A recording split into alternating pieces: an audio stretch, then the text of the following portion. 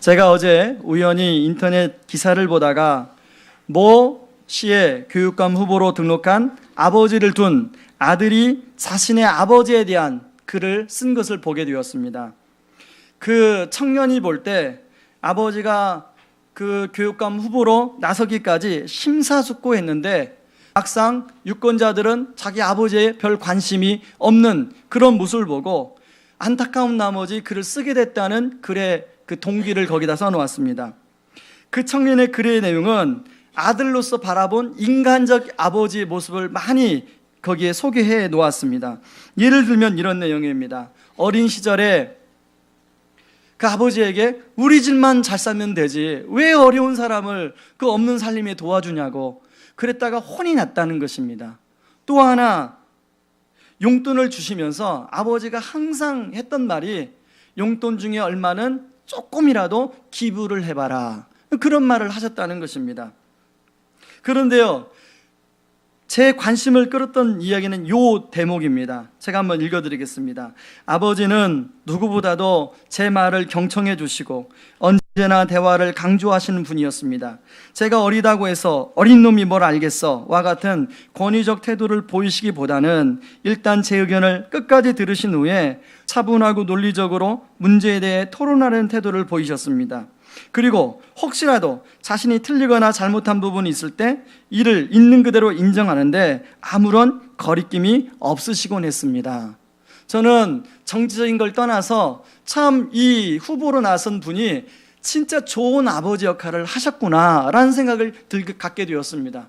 그러면서 동시에 만약에 우리 집에 있는 새 아이들이 청년이 돼서 저에 대해서 나름대로 자기 표현을 한다면 과연 저는 이런 평가를 받을 수 있을까 하는 그런 생각을 갖게 되었습니다.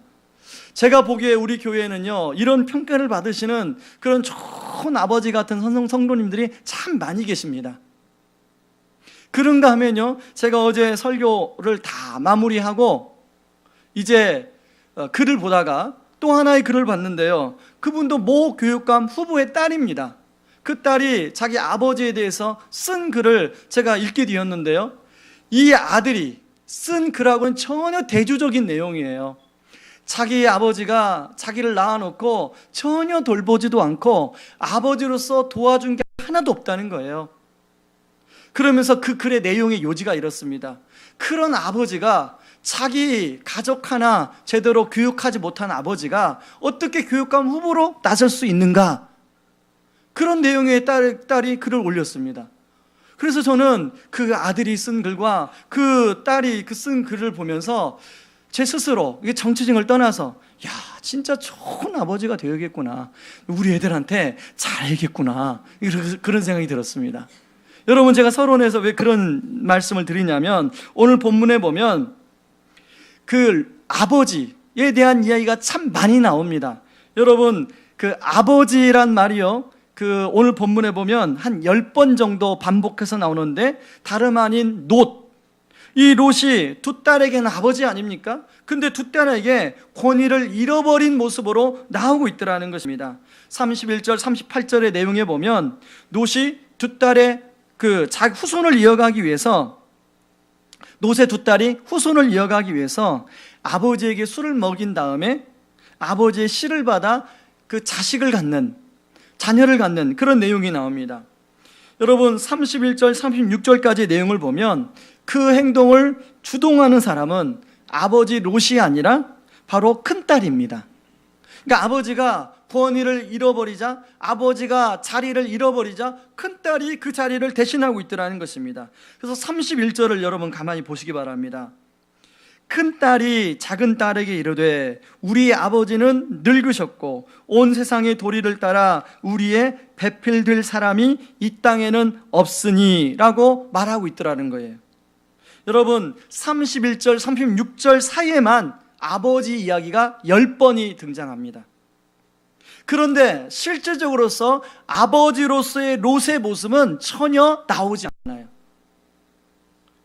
오히려 두 딸이 패륜적인 행동을 함에도 아버지인 롯은 전혀 그것을 깨닫지 못하고 있습니다.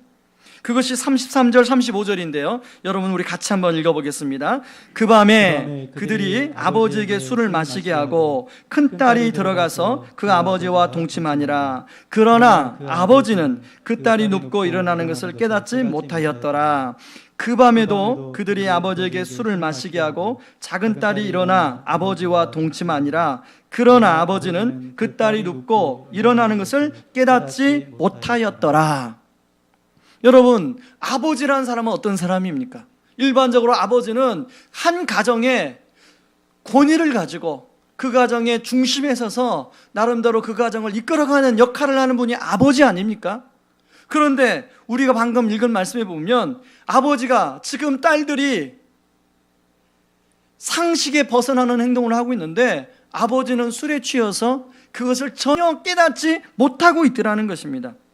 결과적으로 이 두 딸은 이제 모압과 베냐민을 낳게 되는데요. 이 모압은 모압 족속의 조상이 되고 베냐민은 암몬 족속의 조상이 됩니다. 이 모압과 암몬 족속에 대해서 성경 전체로 살펴보면 결코 하나님께 좋은 평가를 받지 못합니다. 그리고 롯도 그 인생의 마지막을 보면 참 비참하게 이렇게 마무리하고 있는 것 같아요. 그런데요, 여러분, 이러한 롯에게도요, 젊었을 때 나름대로 꿈이 있었습니다. 나름대로 포부가 있었습니다. 자신의 인생에 대한 위대한 계획이 있었습니다. 갈대아 우르, 고향 갈대아 우르를 떠나 아브람, 작은아버지 아브람과 함께 이제 머나먼 가나안 땅으로 갈 때는 얼마나 많은 생각이 있었겠습니까? 이제 가나안 땅에 가서 내 인생을 나름대로, 내 꿈을 나름대로 펼쳐버리라. 가나안 땅에 와서 이제 양도 생기고 소도 생기고, 그리고 이제 양과 소가 많아지니까 혼자서 관리 못하니까 관리할 목자들을 고용하고 남대로 이제 점점점 재산이 늘어났습니다. 그리고 결정적인 창세기 13장에 그러다 보니까 아브라함의 목자들과 롯의 목자들의 다투어 갈등이 일어날 상황에서 이제 땅을 선택하는데 작은 아버지가 야 롯, 네가 먼저 땅을 선택해라. 그 얼마나 좋은 계획입니까? 땅을 선택하는데 이렇게 바라보니까 온 땅에 물이 넉넉해서 성경에는 그 요단 지역을 뭐라고 얘기하냐면 여호와의 동산 같고 애굽 땅 같았더라, 이렇게 이야기합니다. 그런 여호와의 동산 같고 애굽 땅 같았던 그런 곳을 이제 선택하고 그곳을 향해 가는 이 롯은 마음에 얼마나 기쁨이 있었겠습니까? 야, 드디어 내 인생이 저기에서 새로운 인생이 펼치겠구나, 그런 기대를 가지고 있었을 것입니다.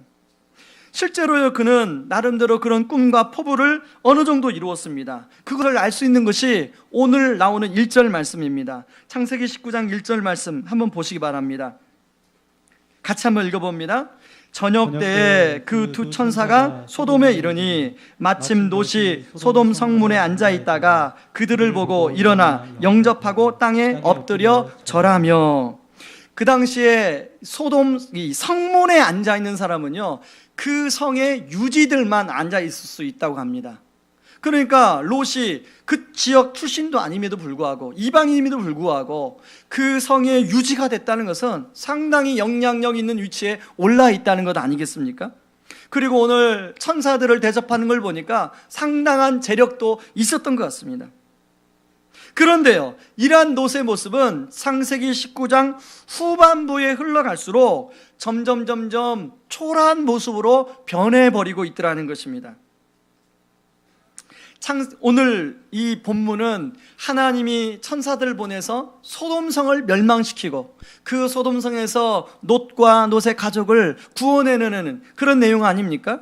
그런데요, 롯이 그 스스로의 어떤 하나님 보시기에 좋은 부분이 있어서 구원받은 게 아니라 오늘 29절 말씀해 보니까 아브라함 때문에 구원받았다는 거예요. 여러분 29절 한번 읽어보겠습니다. 하나님이 그 지역의 성을 멸하실 때 곧 롯이 거주하는 성을 엎으실 때 하나님이 아브라함을 생각하사 롯을 그 엎으시는 중에서 내보내셨더라. 저는 이 본문을 묵상하면서 하나님이 성경 기자로 하여금 왜 이런 롯의 이런 실패담을 기록하게 하셨을까? 이런 말씀을 통해서 우리에게 말씀하시려고 하는 것은 무엇일까? 우리에게 주시는 분명히 교훈이 있을 텐데 그 교훈은 무엇일까? 생각해 보았습니다. 여러분, 타산지석이라는 한자 사자성어가 있지 않습니까? 남의 땅에 있는 하찮은 돌일지라도 내가 그걸 유용하게만 쓰면 나한테 유익하다, 그런 뜻을 갖고 있습니다. 마찬가지로 여러분, 우리는 계속 아브라함에 대해서 살펴봤는데 롯의 모습을 통해서 우리가 참 좋은 교훈을 저는 얻을 수 있으리라고 생각합니다. 그래서 하나님이 이 롯을 통해서 우리에게 말씀하고자 하는 메시지가 무엇인가? 저는 두 가지를 좀 우리 삶에, 우리 신앙생활에 전반적으로 점검해 보았으면 좋겠습니다. 첫 번째 점검할 사항은요, 무엇을 쫓으며 살아가고 있는가? 이런 질문을 여러분 한번 스스로에게 던져보시기 바랍니다. 제가 창세기 13장을 살펴볼 때 여러분들한테 예전에 그런 말씀을 드렸습니다. 사람이 그 사람의 가장 중요하게 여기는 가치, 그 가치는 그 사람이 중요한 선택을 할 때 보면 알 수 있다고 제가 말씀을 드렸습니다. 그런 측면에서 창세기 13장에 롯의 목자와 아브라함의 목자와 갈등이 일어났을 때 롯이 선택하게 된 그 기준, 그것은 눈에 좋아 보이는 땅, 가서 살기에 좋은 땅을 보고 선택했다는 것입니다. 여러분, 여기까지는 아무런 문제가 없습니다. 우리가 일반적으로 집을 얻고 또 이사를 갈 때 환경이 좋고 아이들 교육하기 좋은 그런 곳으로 이사 가지 않습니까? 그런데요, 성경은 창세기 13장 13절에서 뭐라고 얘기하냐면 소돔 사람은 여호와 앞에 악하며 큰 죄인이었더라. 소돔 땅이, 요단 땅이, 소알 땅이 살기 좋은데 그곳에는 이미 여호와 앞에 악하며 큰 죄를 짓고 있는 소돔 사람들이 살고 있었다는 거예요. 롯의 입장에서는요, 당장 눈에 좋아 보이는 것 때문에 소돔 사람이 어땠는지가 전혀 눈에 들어오지 않았습니다. 다시 말해서 롯은 눈에 좋아 보이는 것을 우선적으로 생각하고 결정을 했다는 것입니다. 이런 롯이요, 창세기 14장 가면 아주 구체적인 것으로 나오는데요, 여러분, 창세기 14장은 이제 그돌라올의 동맹군의 연합 동맹군과 소돔 왕의 동맹군 간의 전쟁을 배경으로 하는 내용입니다. 그때 그돌라올의 동맹군이 소돔 왕의 동맹군과 싸워서 승리를 했어요. 그래서 이 롯이 소돔에 살았는데 포로로 잡혀가는 내용이 나옵니다. 그것을 성경 기자가 창세기 14장 11절, 12절, 16절에 묘사하고 있는데 한번 여러분 스크린을 보시기 바랍니다. 자, 같이 한번 읽어보겠습니다. 내 왕이 소돔과 고모라의 모든 재물과 양식을 빼앗아 가고 소돔에 거주하는 아브라함의 조카 롯도 사로잡고 그 재물까지 노략하여 갔더라. 모든 빼앗겼던 재물과 자기의 조카 롯과 그의 재물과 또 부녀와 친척을 다 찾아왔더라. 여러분, 이 말씀에 보면 소돔과 고모라 사람들, 롯을 표현하면서 항상 마치 짝처럼 같이 언급하는 단어가 있어요. 그게 뭐예요? 재물이라는 단어입니다. 성경 기자가 이렇게 함께 롯과 재물을 언급하는 이유는 롯이 물질과 재물에 집착했던 사람이 있다라는 것을 보여주고 있는 말이라는 것입니다. 여러분, 롯은 좋아 보이는 소돔 땅을 선택했어요. 그런데 창세기 14장에 어떤 일을 경험합니까? 그 좋아 보이는 소돔 땅에서 자기가 좋은 것들을 많이 누렸어요. 그런데 전쟁에서 패배하니까 모든 것을 다 빼앗겨 버리고 말더라는 것입니다.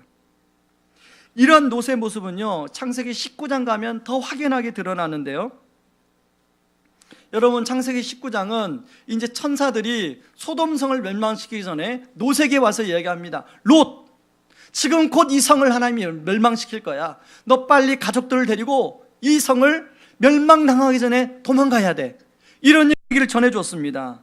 그래서 롯이 그 상황의 심각성을 알고 나가서 딸들과 결혼할 사위들에게 말을 합니다. 그게 14절이에요. 19장 14절, 롯이 나가서 그 딸들과 결혼할 사위들에게 말하여 이러기를 여호와께서 이 성을 멸하실 터이니 너희는 일어나 이곳에서 떠나라 하되 그의 사위들은 농담으로 여겼더라. 이렇게 사위들에게 말했다는 것은 롯도 이 천사들이 하는 말에 듣고 상황의 심각성을 인식하고 있다는 거예요. 그런데요, 15절에 이제 천사가 롯을 재촉합니다. 빨리 아내와 두 딸을 데리고 도망가라. 그런데 16절에 롯이 보인 반응입니다. 16절 말씀을 우리 같이 한번 읽어보겠습니다. 시작. 그러나 롯이 지체하며 그 사람들이 롯의 손과 그 아내의 손과 두 딸의 손을 잡아 인도하여 성 밖에 두니 여호와께서 그에게 자비를 더하심이었더라. 여러분, 롯이 지금 상황을 인식했어요. 곧 소돔성이 멸망해요. 근데 롯의 모습은 어떻습니까? 여러분, 그런 상황이라면 지금 빨리 가족들을 데리고 빨리 도망가야 되는 상황 아닙니까? 그런데 16절에 롯이 지체하고 있더라는 거예요. 제가 이 말씀이 이해가 안 되는 거예요. 그래서 어제 이제 아침에 교회를 오는 가운데 저희 집사람에게 이 말씀을 가지고 나누면서 당신은 이 부분에서 어떻게 생각하느냐 물어봤더니 저희 집사람이 뭘 깊이 생각도 안 하고 챙길 게 많았겠지 딱 한마디 하더라고요. 역시 주부들은 그냥 피부로 확 와닿는 얘기를 하더라고요. 여러분, 롯의 입장에서 이제 성이 멸망하는데 여러분 챙길 게 많지 않았겠습니까? 평상시에 자기가 중요하다고 생각했던 보석도 챙겼을 것이고 자기가 평상시에 중요하다고 생각했던 뭔가 돈이 될 만한 것들 챙겼을 것이고 이것저것 챙기다 보니까 더 챙길 게 많은데 시간이 없는 거예요. 그런 모습이 어떻게? 천사들이 볼 때는 지체하고 있는 것처럼 보인 거예요. 그래서 천사들이 롯과 롯의 아내와 두 딸의 팔을 이끌고 도망갑니다. 아마 롯만 챙긴 게 아니라 롯의 아내 열심히 챙겼을 것 같아요. 여러분 같으면 롯의 상황이었다면, 롯의 아내의 상황이었다면 여러분들은 1번으로 뭘 챙기겠습니까? 제가 예전에요 혼자서 그런 공상을 해본 적이 있어요. 청년 때 만약에 지금 급박한 상황이 일어나면 나는 뭘 챙겨서 도망갈까? 청년 때는요 성경 하나만 챙겨서 도망가야겠다 그 생각을 했습니다. 그런데요 제가 이제 어제 이 말씀을 준비하면서 지금 만약에 급박한 상황이 생기면 내가 뭘 챙겨야 될까? 시간은 얼마 주어지지 않은데 뭘 챙겨야 될까? 생각하니까 챙길 게 많더라고요. 뭐 저희 집은 이미 그 돈이 될 만한 것은 다 팔아서 애들 책을 사줘서 뭐 그런 거 없습니다.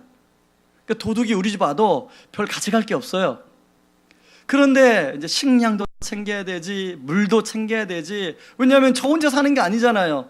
우리 가족들이 딸려 있으니까 챙길 게 참 많더라고요. 또 뭐 수건도 챙겨야 되지, 옷까지도 챙겨야지. 생각해 보니까 챙길 게 많더라고요. 여러분은 무엇을 챙기겠습니까? 아마 롯은 부동산도 많이 가지고 있었을 것이고 좋은 집도 짓고 살고 있었을 거예요.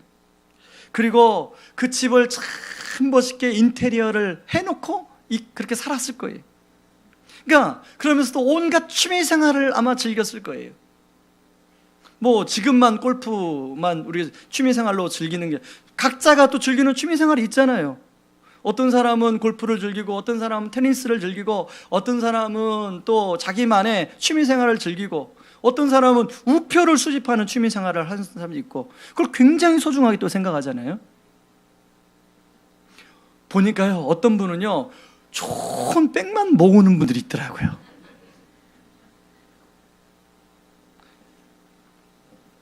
여러분 롯의 아내가 이런 모습이 천사들 볼 때는 지체하는 모습이었어요.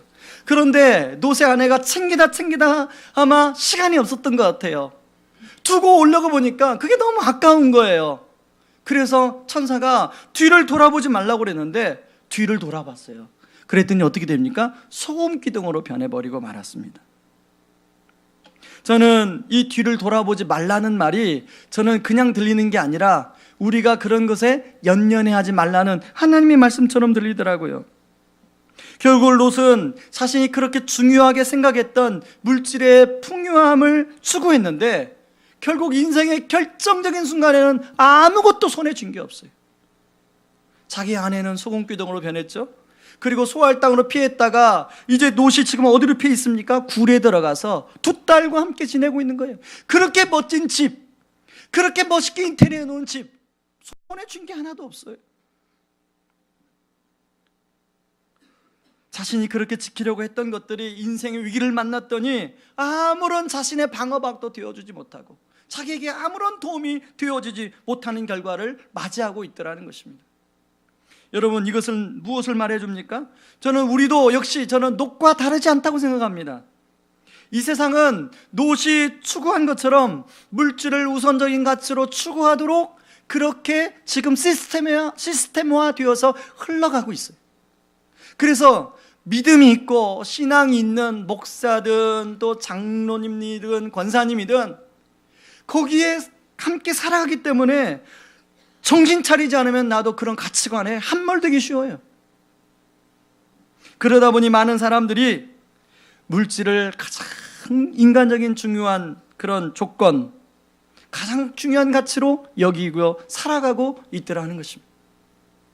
여러분, 물질은 삶을 사는 중요한 수단입니다. 수단이지 그것이 인생의 목표나 목적은 아니라는 걸 우리 다 알고 있지 않습니까? 그런데요, 그렇게 다 알고 있는데 실제로 우리 삶은 그것이 수단이 목표와 목적이 되어버렸어요. 오늘 저와 여러분에게 스스로 한번 질문을 던져보시면, 나는 무엇을 쫓으며 살아가고 있는가? 나의 인생의 목적은 무엇인가? 혹시 수단이 목표가 되고 목적이 되어서 살아가고 있지는 않는가? 저는 우리 젊은이들에게 권면합니다. 앞으로 우리 젊은이는 더 넓은 삶을 이제 계획하고 살아가야 할 그런 지금 단계에 있습니다. 우리 젊은이들도 앞으로 내가 무엇을 인생의 중요한 목적으로 삼을 것인가, 무엇을 쫓아며 살아갈 것인가를 마음속에 한번 생각해 보시기 바랍니다. 그런데요, 이것이 쉽지 않은 문제예요. 결코 쉬운 문제가 아니에요. 제가요, 그 전도사로 사역을 할 때 이제 우리 큰애가 태어난 지 한 6개월이 됐을지 8개월이 됐는지 잘 모르겠습니다. 기억이 안 나는데요, 한 번은 집사람이 저한테 그런 얘기를 하는 것입니다. 여보, 우리 큰아이를 어디에다 좀 맡기고 내가 일을 좀 하면 안 될까? 지금 우리 삶이 경제적 상황이 별로 좋지 않은데 내가 좀 일을 해서 이런 경제적인 상황에 좀 도움이 되었으면 어떨까? 이런 제안을 하는데 제 마음의 한켠에서는요, 당장 그래줬으면 좋겠다, 이런 마음이 드는 거예요. 여러분, 신학생 또 전도사로 살아가는데 항상 쪼들리지 않습니까?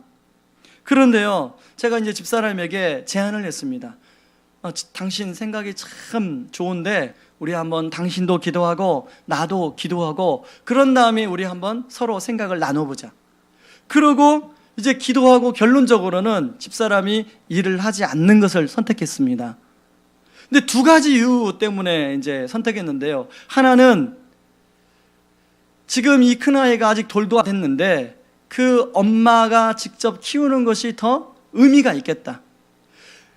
엄마가 나가서 큰아이를 다른 데다 맡기고 돈을 벌면 경제적으로 상황으로 좀 나아지고 좋아지겠지만 이 아이에게 엄마랑 함께 할 수 있는 시간을 그렇게 뺏긴당하는 건 아닌가, 그런 이제 생각을 나눴고요. 또 하나의 생각은 뭐였냐면, 하나님께서 우리를 사역자로 부르셔서 이제 여러 가지 인생의 사역자로서의 훈련을 시키는데 지금이 물질 훈련을 받는 단계라면 이게 지금 하나님 시키시는 훈련을 우리가 어렵다고 힘들다고 우리가 발로 차서는 안 되지 않겠는가 하는 그런 결론에 도달했습니다.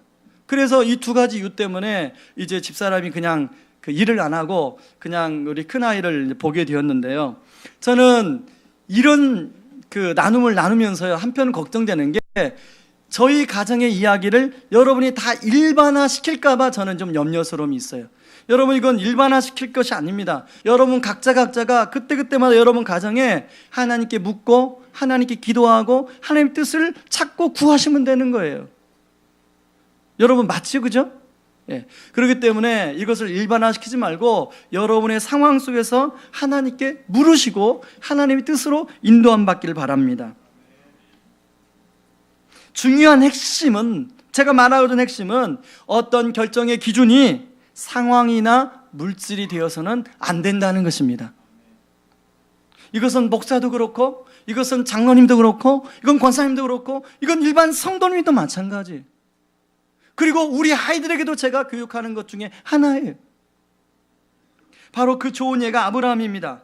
아브라함은 롯과 대조적으로 무엇을 쫓아오며 살았냐면 하나님의 말씀을 따라갔다고 나옵니다.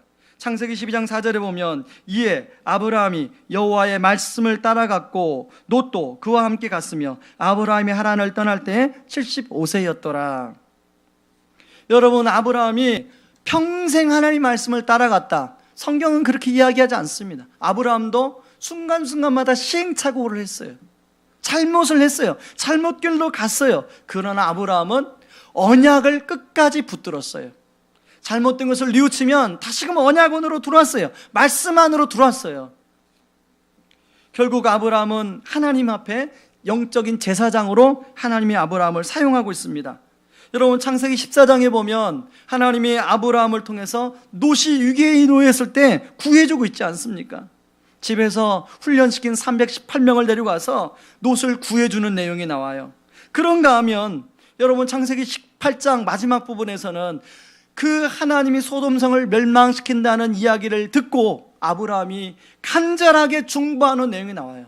근데 그 중보의 핵심에는 누가 있었냐면 롯이 있었어요. 그래서 오늘 성경에 아브라함을 생각하사 롯을 구해 주었다고 이야기하고 있지 않습니까? 아브라함의 기도를 들으시고 하나님이 소돔성을 당장 멸망시키려고 했는데 롯과 그의 가족들이 도망갈 때까지 기다려 주셨어요. 저는 이것을 보면서 하나님의 인자하심을 느껴봅니다. 여러분, 저는 아브라함이 하나님의 말씀을 쫓아 살았는데 그 당시에 지금이 아니고 그 당시니까 가능하겠지, 저는 아니라고 생각합니다. 세상의 악하기는 그 당시나 지금이나 동일하게 악해요. 그러므로 세상 속에서 말씀을 따라 살아간다는 것은 쉬운 일이 아니에요. 우리 교회에 한 집사님이 계십니다. 이분은 작년까지만 해도요, 사업을 하는데 세상적인 방법으로 사업을 운영하셨다고 고백하셨어요. 근데 올 초에 하나님이 이분 안에 깨달음을 주시고 이제 그런 세상적인 방법을 사용하지 않고 하나님을 의지하면서 하나님의 방법으로 해보시겠다고 결단을 하셨어요.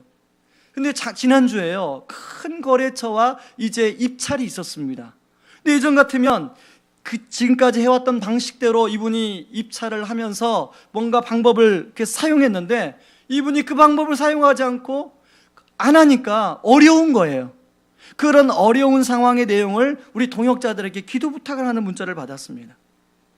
여러분, 하나님 말씀대로 그뿐만이 아니에요. 제가 아는 우리 교회 성도님들 가운데는 직장에서 또 사업장에서 가정에서 그런 하나님 말씀으로 그런 가정과 사업장과 직장을 끌어가고 그렇게 살려고 애쓰는 분들이 참 많습니다. 여러분, 어떻게 하나님 말씀을 따라 산다는 것이 쉽습니까? 결코 쉬운 일이 아니에요. 그러나 저는 그렇게 기도합니다. 하나님, 이 성도님이 지금 믿음으로 하나님 말씀으로 살아가려고 하는데 하나님이 성도님의 사업장을, 직장을, 가정을 지켜 주옵소서. 기도할 때는 그런 분 기도하면 기도가 당당해요. 그런데 다른 성도님들도 기도하지만 저는 그런 성도님들 기도할 때 당당한 기도가 나오더라고요. 하나님, 그런 성도님을 붙들어주지 않으면 어떻게 합니까? 하나님, 하나님께 따지듯이 기도가 나와요. 여러분, 무엇을 쫓으며 살아가고 있습니까? 여러분, 롯처럼 살고 있습니까? 아니면 아브라함처럼 살아가고 있습니까? 아브라함처럼 살아가지 않고 롯처럼 살아가도 어느 정도 이 세상에서는 누릴 수가 있어요. 목표한 바를 이룰 수 있어요. 그러나 힘들지만 나를 구원해 주신 그 그리스도의 십자가, 그 십자가의 능력을 의지하며 주님의 말씀을 따라 믿음으로 살아가는 것 때로는 힘들어요. 그러나 장차 우리가 주님 앞에 섰을 때 하나님은 충성된 종이라고 평가를 해줄 줄 믿습니다. 그런가 하면 두 번째입니다. 우리가 점검해야 할 게 하나님의 경고를 듣고 돌이키는 삶을 살고 있는가. 창세기 14장은 하나님이 창세기 19장에서 소돔성을 또 심판하기 전에 창세기 14장을 통해서 이미 롯에게 경고하셨어요. 여러분, 창세기 14장을 통해서 제가 말씀드린 것처럼 롯이 그렇게 중요하게 여겼던 모든 물질을 그돌라올의 동맹군에게 다 빼앗기지 않았습니까? 그때 롯이 깨달아야 됐어요. 아, 이게 하나님이 나를 향한 경고구나. 만약에 그 당시에 롯이 조금이라도 영적으로 민감했다면 하나님을 섬기는 아브라함을 떠나 내가 소돔 성에서 사는 것 자체가 잘못됐구나. 다시금 아브라함 곁으로 가서 아브라함, 작은아버지 아브라함 믿음을 배우고 그렇게 살아야겠구나. 그렇게 아마 다짐했을 거예요. 여러분, 창세기 14장 22절에 제가 아브라함이 소돔 왕에게 한 말씀을 여러분들한테 예전에 말씀드린 적이 있습니다. 한번 같이 읽어보겠습니다. 아브라함이 소돔 왕에게 이르되 천지의 주제이시오 지극히 높으신 하나님 여호와께 내가 손을 들어 맹세하노니 내 말이 내가 아브라함으로 치부하게 하였다 할까 하여 내게 속한 것은 실 한 오락이나 들매끈 한 가닥도 내가 가지지 아니하리라. 여러분, 이 말씀을 제가 그때 설명드릴 때 이 말씀은 소돔왕, 너 늦지 않았으니까 지금부터 천지의 주제시여 만물의 주인이신 하나님 의지하고 하나님을 경외하고 그렇게 왕다운 왕처럼 살아라. 이게 지금 아브라함이 소돔 왕에게 하는 말이라고 제가 의역해서 말씀드린 적이 있습니다. 여러분 표정이 목사님 그런 말씀 한 적이 기억이 하나도 안 나는데요. 다 그런 얼굴이네. 여러분 망각하시는 게 얼마나 감사한지 몰라요. 그래서 제가 또 울고먹고 또 울고먹잖아요. 여러분 그 말을 할 때요, 롯도 롯의 아내도 롯의 두 딸도 함께 있었어요. 그렇다면 그 이야기, 소돔왕이 하는 이야기를 롯이 자기 이야기 하나님 말씀으로 자기가 들었어야 돼요. 롯, 너도 그렇게 살지 말고 이제라도 정신 차리고 하나님을 제대로 믿고 그렇게 살아라. 이 음성이 하나님의 음성으로 롯에게 들려졌어요. 들려져야 됐어요. 그런데 롯은 하나님의 말씀으로 그걸 듣지 못했습니다. 여러분 지혜로운 사람은요, 자그마한 하나님의 경고에도 하나님의 음성 앞에 납작 엎드려요. 그런데 지혜롭지 못한 사람은 하나님이 아무리 경고를 나팔로 해도 한 귀로 듣고 한 귀로 흘러버릴 수가 있어요. 우리는 지난주에 이런 하나님의 경고의 소리를 여러분 들었다면 여러분 이 경고의 소리에 반응할 수 있기를 바랍니다. 그리고 오늘 롯을 통해서 하나님은 우리에게 다시 한번 경고합니다. 여러분 경고하는 건요, 하나님이 사랑해서 경고하는 거예요. 여러분에게도 저에게도 하나님은 말씀으로 경고합니다. 누구누구야 그렇게 살지 말고 이제라도 정신 차리고 제대로 신앙생활하면서 믿음으로 이 땅을 살아가지 않을래? 경고를 듣고 돌이키지 않으면 아무런 변화가 일어나지 않습니다. 돌이켜야 변화가 일어납니다. 저는 성장반, 제자훈련, 사역훈련 받으시는 성도님들 계시는데요, 여러분 이제 5월 말 6월 초쯤 되면 서서히 긴장이 풀어져요. 그래서 훈련에 대해서 초창기에는 굉장히 긴장하고 집중했는데 이제 서서히 꾀가 나는 때가 이때예요. 여러분 그런 훈련생들을 다시 한번 다짐하시기 바랍니다. 영적으로 긴장하시기 바랍니다. 그래서 훈련에 집중하세요. 그래서 훈련은 훈련답게 받으셔야 돼요.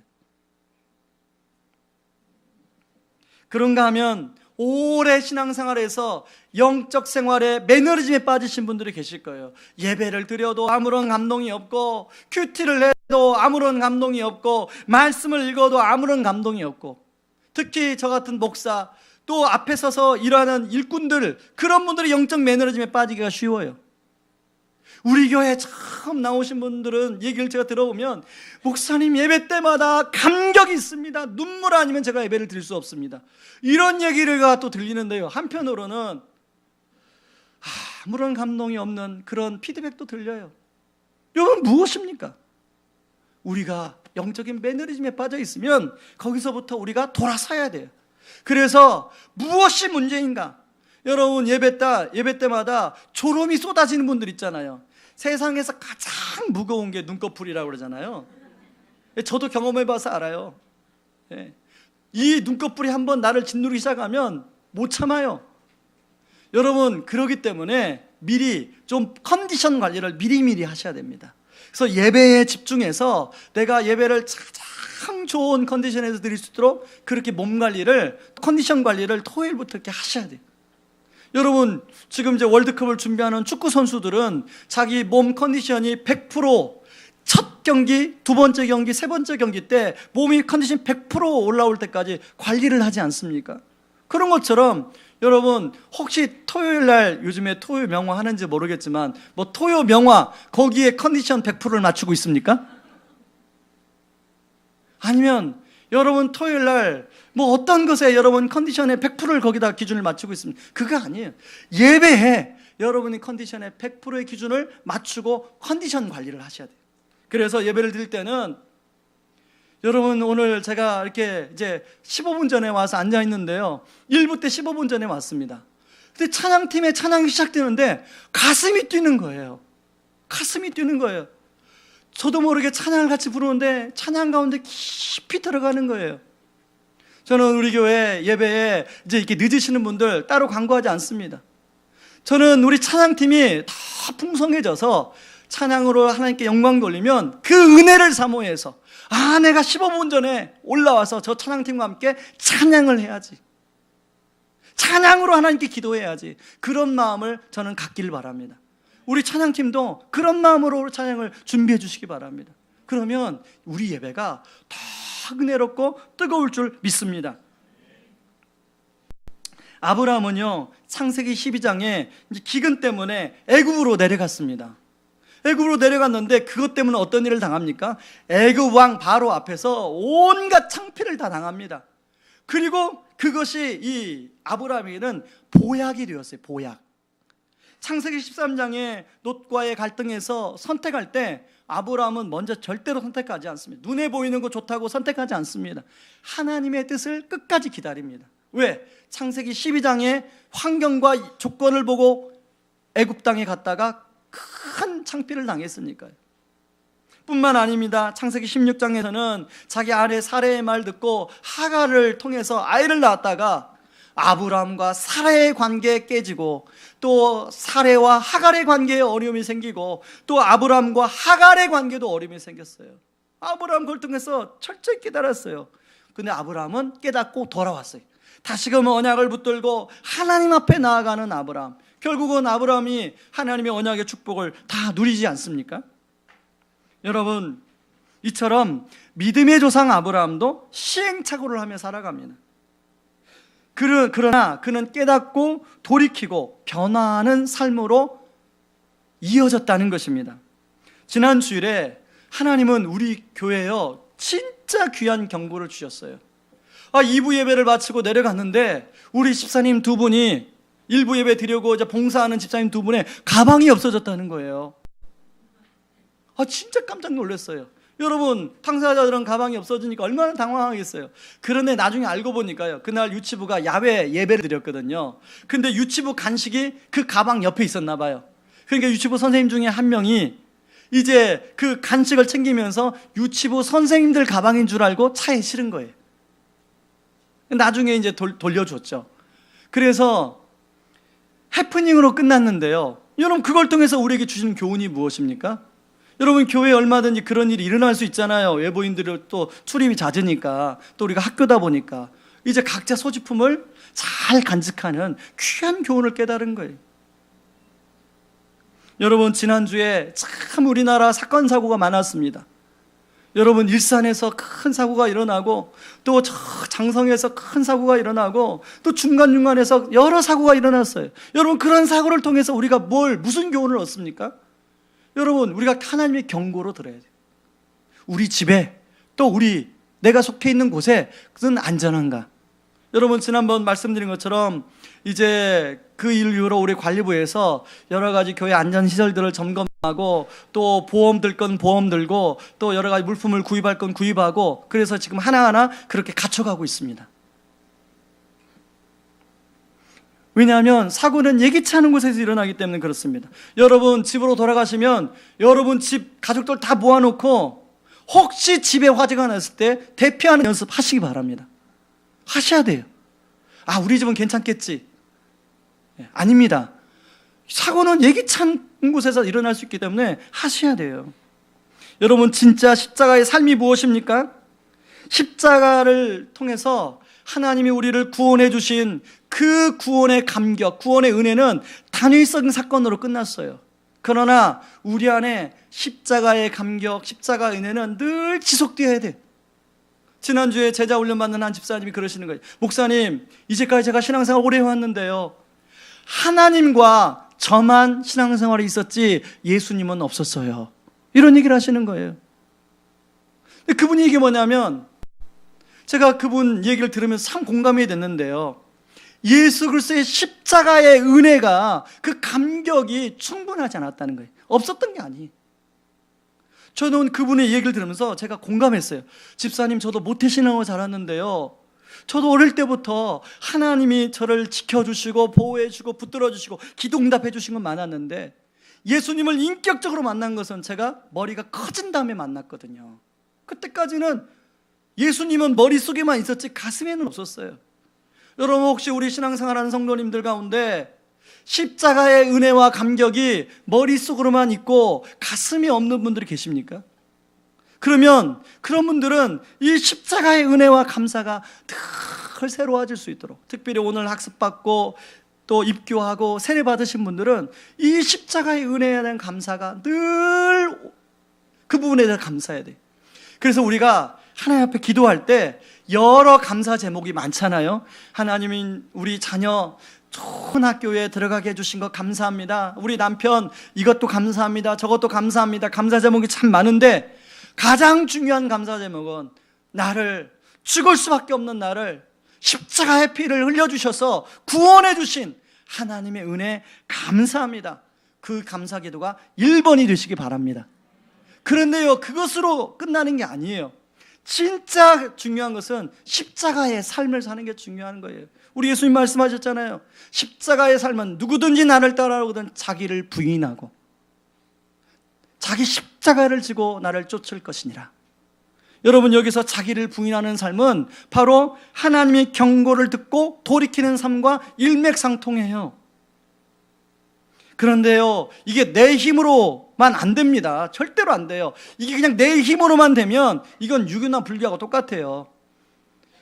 우리가 성령님의 능력을 의지해야 돼요.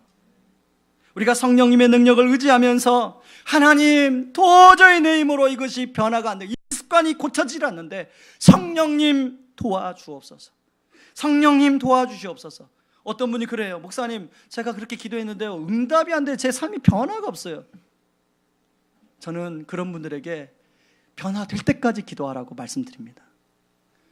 저는요, 어떤 분, 성도님들이 변화될 때까지 성령님 의지하고 십자가 의지하면서 기도했을 때 변화되는 걸 많이 보았습니다. 여러분이 정말로 십자가를 의지하고 성령의 은혜를 사모하면서 여러분의 삶이 그렇게 변화되는 축복이 있기를 주님의 이름으로 축원합니다. 그래서 성령의 9가지 열매, 성령 충만한 열매가 우리 안에 다 나타날 수 있기를 바랍니다. 우리 시간에 같이 찬송하고 좀 기도할 텐데요, 세상 유혹 시험이, 여러분, 아브라함 살던 시대나 롯이 살던 시대나 지금 시대나 세상 유혹 시험이 몰려오는 것은 마찬가지예요. 여러분, 우리는 세상 유혹 시험 몰려올 때 우리 힘으로 이길 수 없습니다. 누구를 의지해 이길 수 있어요? 바로 하나님 의지할 때 이길 수 있습니다. 십자가 의지할 때 이길 수 있습니다. 성령님 의지할 때 우리가 이길 수 있는 줄 믿습니다. 이 시간에 우리 찬양, 세상의 유혹 시험이, 함께 찬양하겠습니다. 세상의 유혹 시험이 내게 몰려올 때에 나의 힘으론 그것들 모두 이길 수 없네. 거대한 폭풍 가운데 위축된 나의 영혼 어찌할 바를 몰라 헤매이고 있을 때 찬양 손을 들고 찬양 전쟁은 나에게 속한 것 아니니 찬양 손을 들고 찬양 전쟁은 하나님께 속한 것이니 거짓과 속임수로 가득 찬 세상에서 어디로 갈지 몰라 머뭇거리고 있네. 공중의 권세 잡은 자 지금도 우리는 실패와 절망으로 넘어뜨리려 하네. 우리 손 들고 찬양하겠습니다. 손을 들고 찬양. 전쟁은 나에게 속한 게 아니에요. 속한 것 아니니 찬양 손을 들고 찬양 전쟁은 하나님께 속한 것. 한 번 더 주를 찬양. 손을 들고 찬양 전쟁은 나에게 속한 것 아니니 찬양 손을 들고 찬양 전쟁은 하나님께 속한 것이니. 우리 이 시간에 한번 기도하기를 원합니다. 우리가 시간에 기도할 때 여러분 무엇을 쫓아가며 살고 있습니까? 여러분 아브라함은 하나님 말씀을 따라 살아갔어요. 때로는 아브라함도 완벽한 삶을 산 게 아니에요. 말씀을 따라 산다고 살았지만 시행착오했어요. 그러나 다시금 말씀으로 돌아왔어요. 여러분 우리는 무엇을 쫓아가며 살아가고 있습니까? 여러분 나는 정말 깨닫고 돌이키며 변화되는 십자가의 삶을 살고 있습니까? 십자가의 구원의 감격이 내 안에 살아있고 아브라함처럼 십자가의 삶을 살아가게 하여 주시옵소서. 하나님 성령의 능력을 의지하며 살아가게 하여 주시옵소서. 우리 같이 한번 기도하겠습니다. 기도합니다. 고마우신 하나님 아버지 고맙고 감사합니다. 아버지 하나님 우리가 아버지 하나님 땅에 살면서 무엇을 중요하게 생각하며 살아가고 있는지 다시 한번 점검하게 하여 주시니 감사합니다. 하나님 아버지 롯은 눈에 보이는 아버지 하나님 것들을 아버지 중요하게 생각하며 쫓아 살아갔지만 결국 그 인생의 마지막에 남는 것은 아무것도 없었습니다. 아버지 하나님 을 통하여 우리에게 교훈하십니다. 아버지 하나님 보이는 것을 쫓아가는 삶은 올바른 삶이 아니라고. 아버지 하나님 아브라함은 말씀을 따라 살아갔습니다. 아버지 하나님 여러 가지 시행착오를 겪었지만 그는 다시금 말씀으로 돌아와서 말씀의 약속을 축복으로 누렸습니다. 우리 성도님들 말씀의 약속을 축복으로 누리는 삶을 살게 하여 주시옵소서. 아버지 하나님 또한 기도하는 것은 하나님이여 정말로 깨닫고 돌이키며 변화되는 삶을 살고 있습니까? 하나님 수없이 하나님은 우리에게 경고하십니다. 아버지 하나님 오늘도 롯을 통하여 우리에게 경고하십니다. 저에게 경고하고 있습니다. 아버지 우리 성도님 경고하고 있습니다. 그 경고의 소리를 하나님의 음성으로 듣고 우리가 깨닫고 돌이켜 아버지 성령의 능력을 의지하며 변화되는 삶을 살게 하여 주시옵소서. 십자가의 삶을 살게 하여 주시옵소서. 성령의 능력으로 변화되는 삶을 살게 하여 주시옵소서. 한 번 더 주를 찬양. 주를 찬양 손을 들고 찬양 전쟁은 나에게 속한 것 아니니 주를 찬양 손을 들고 찬양 전쟁은 하나님께 속한 것. 저희를 둘러보면 우리 다 같이 일어나 찬양하겠습니다. 아무도 없는 듯 믿음의 눈을 들면 보이는 분 계십니다. 지금도 내 안에서 역사하고 계시는 사망과 어둠의 권세 물리치신 예수님 찬양 손을 들고 찬양 전쟁은 나에게 속한 것 아니니 찬양 손을 들고 찬양 전쟁은 하나님께 속한 한 번 더 주를 찬양